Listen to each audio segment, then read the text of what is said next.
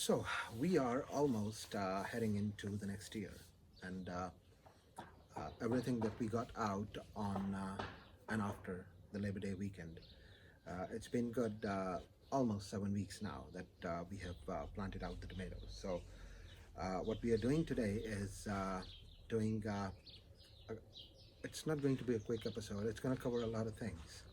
Uh, and let's go and show you the maintenance, the trips, tricks, and how to take care of your tomato plants. So the topics that we would be covering today would start from pruning, and they would go on from why do we do the pruning, how the aeration works, determinant, indeterminate varieties, how what to feed plants. And this video is being done on 27th of December 2021, and this is for Project Fruit Garden, by the way. I forgot that in the intro.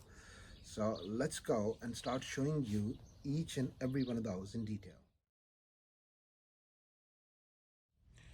So the first thing that we're going to talk to you guys about is the pruning. Pruning is very, very critical when it comes to get good yield from your plants. If you can see, I'm showing you a view from the bottom. You can see that the bottom of the plants has been cleared out. They look like shaved chickens, and you can see the aeration gets so much better when you would prune them like this. I mean, I've tried and tested this, and I'm gonna try and give you a closer look as well. See, don't mind the additional suckers that you see on this plant, because I'm going to be raising quite a few plants with multiple trunks. So if you take a look, you can see the trunks of the plants. Have a look. So this makes, I'll give you an aerial view in a sec. Keep looking. There you go. The bottoms are being chopped off. Take a look. Yeah. So pruning is very, very important when it comes to, make sure that the health of your plant stays intact. Now, if I give you an aerial view, that's what I was talking about. So you can see that the aeration is really well maintained so far. And these are just, like I've already explained, these are just 6.5-month-old plants. And let me give you the side view as well. There you go. So the second thing, which is most important, as you can see, the sun is hiding behind the clouds. So the point that I was trying to make on another note is the placement of your plants. I mean, the sun rises from this side and it goes all the way up till there. So during the daytime, this patch, it gets ample sun for not less than 6.5 to 7 hours of sun. So the placement of your plants is number 2. So number 3, I mean, how do you want to raise your tomato plants? It's different for everybody. I've seen quite a few seasoned veterans who have spoken on this subject, and a lot of people, they believe in raising their plants with just one trunk. However, I mean, I'm doing both determinate and indeterminate varieties. As you can see, I'm raising them with multiple trunks. There we see. You can see a little bit of fruit as well. There we go. The sun gold has started fruiting. It's flowering really profoundly. So how do you work with multiple trunks? Let me quickly show you. So this is the bottom trunk, I mean the main trunk of yellow beefsteak. And you can see I'm supporting multiple trunks, and I use hosiery when it comes to work with the plant. You need to train your plant with multiple trunks. So by raising the plants with multiple trunks, you give them ample chance to give you more fruit. As you can see, at the bottom you would see the mother trunk, and then you would see that they're converting into multiple trunks when they're going upwards. Same with this Auntie Ruby German Green. It's being raised with one main trunk, and the other trunks are coming up as well. Same goes with the Big Rainbow. It has got one main trunk. Let me give you a better view. One main trunk, and then you'd see on the left side, and then you would see this on the right side. So I try and raise my plants with multiple trunks. Some of them, as you can see, this mortgage lifter, it was coming up nicely with one trunk until it decided from this point to to multiply, and I have got no issues with it. I mean, I'm more than happy to raise my plants with multiple trunks. So the next thing that I would like to talk about, which I'm sure would help everybody else, is the blossoming pattern of the determinant and indeterminate, plus heirloom and non-heirloom variety. So if you look at Sun Gold, this is a hybrid variety. As you can see, it has got lots and lots of blossom. I mean, it scares me sometimes as well that how it's going to support so much blossom. But I'm sure the kind of support that I'm providing, it would support all of this. See, Sweet 100, it has got tiny blossom. As you can see, it is producing a lot of blossom, but it's quite tiny. In comparison, if we look at, let me try and show you. See, this is what we call a super bloom. This is like 4 to 5 times bigger than the ordinary blossom. If you look here, these are super blooms. Have a look. They look beautiful when it's like I said last year when I was covering Russian black creme, that it looks like a tiny sunflower. Take a look. That's yellow beefsteak. Now this is a small variety. It's heirloom black prince. It is creating beautiful blossoms as well. If you look up here, this is like a medium-sized blossom, which is not that bad.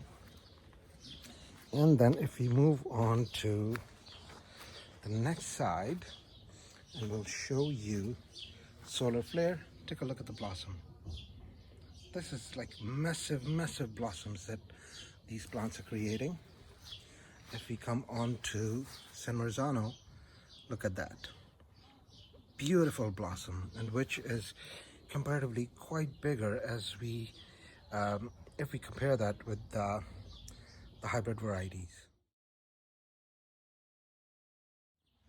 So the next thing that we want to talk about is when the plants are in the phase of producing blossom, which potentially converts into fruit, what feed do you need to give to your plants? So as you can see, I have administered these steel pipes all around the patch. So there is a purpose that they serve.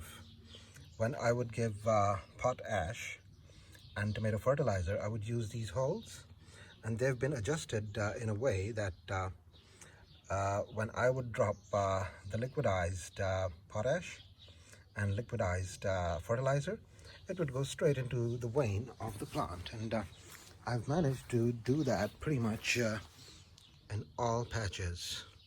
This is a convention that I learned. I improvised on it.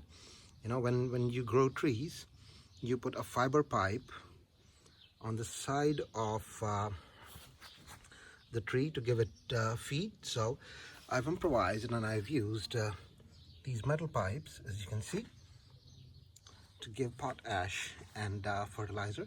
And sometimes I also give liquidized coffee grounds. So this is the phase. I mean, they are now 6.5 weeks old, and they would need a lot of help when it comes to fruiting. I've got my own saying that feed your plants well so they can feed you with good fruit. Let's move on.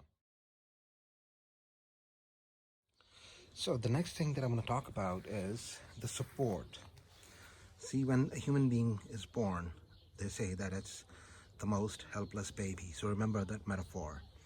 Tomato plants, when they're growing up, they need a lot of support, and this process does not end until the end of the life cycle. You can see that I use hosiery, and by administering this, you're helping the plant to grow in the right direction.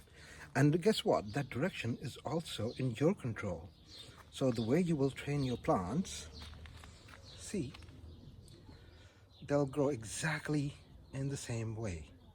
So providing them ample support is quite necessary, if you would ask me. So make sure if you're raising your plant with just one trunk or with multiple trunks, make sure you provide them ample support. If you would ignoring tomato plants can be quite fatal, because they can support themselves. And if you're going away from the house during the season, make sure there's somebody who can always come up and take care of your tomato plants, because blink and you'd see that the plant is struggling.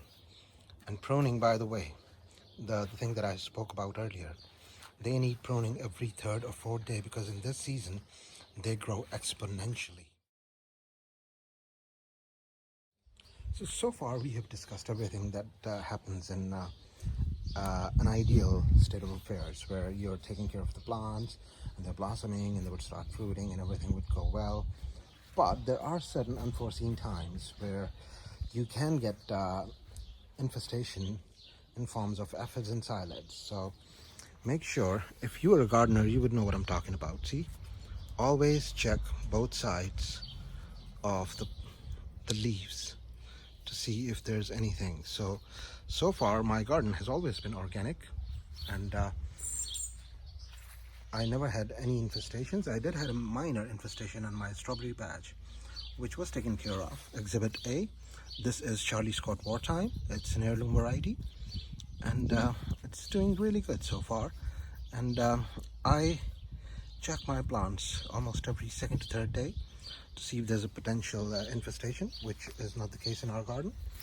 So this is the thing to look out for. I mean, if you're checking it even on a weekly basis, you would just look at your plant and you would know that there's something wrong.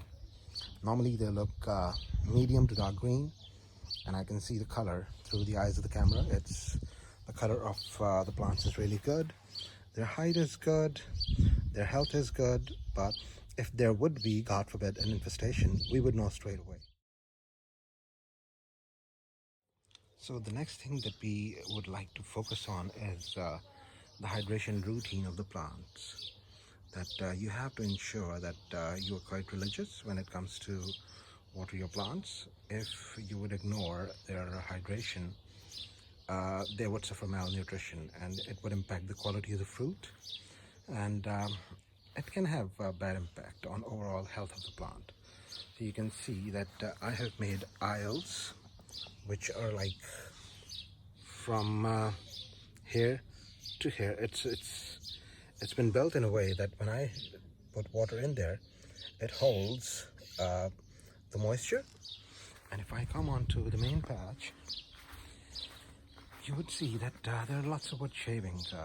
Like I said in my previous video, it has served more than one purpose. It holds the moisture, and furthermore, you would see that I don't have the problem of weed. It has kept the weed right to the minimum. So this is pretty much it on this side. You can see the plants are doing good. Let's move on to the next bit. So number 4, the thing that I wanted to highlight was the way an heirloom or indeterminate variety, heirloom and indeterminate variety grows, and how does a determinate and hybrid variety goes.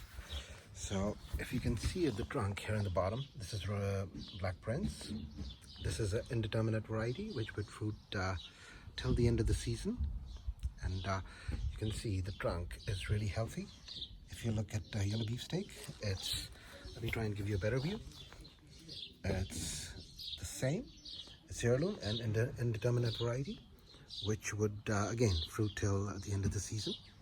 And all of these plants in this aisle, they're the same, heirloom and indeterminate, which would fruit for a long time. Now, in comparison, if you look on the right side, this variety is determinate, which includes golden pear, sun gold, black cherry, and sweet 100. And their trunks are comparatively not that chunky. If you can see, their trunks are not chunky at all. So that's one of the difference between the indeterminate and determinate variety. I'm doing majority of the varieties that I'm doing are indeterminate, which would the intent is to keep taking fruit from them until the end of the season. So the last thing that we want to talk about is the feeding or the hydration routine that you got to keep up. As you can see, I have put wood shaving. It has served quite a few purposes. You can see that I'll show you every aisle, that the rate of weeding cropping up. You would see a tiny bit here, which is not difficult to clean. I've been cleaning it up every second day. So this wood shaving has helped me a great deal in keeping the patch mostly weed free, and then it holds the moisture when you plant, when you give hydration to your plant. So what about the watering routine? Everybody has their own formula. I normally do watering before sunset. That is the best time for you to give a really decent drink to all of the plants. I mean, I do it everywhere in the garden. So it's the best time to give the hydration, or you can do it early in the morning. But whatever hydration routine you're setting up, make sure that you stick to it. It's just like kids. You don't want to ignore the feeding routine of your kids, because that would have really bad impact on their health. Plus, you don't want your plants suffering So we also did an episode 2 weeks ago where we showed you how to create more plants from your existing plants, how to multiply your plants basically. So let's go and show you how they are looking, because it's exactly been 2 weeks, and what kind of rooting system they have developed. By the way, they've all been pledged to all the fellow gardeners, friends and family in Christchurch.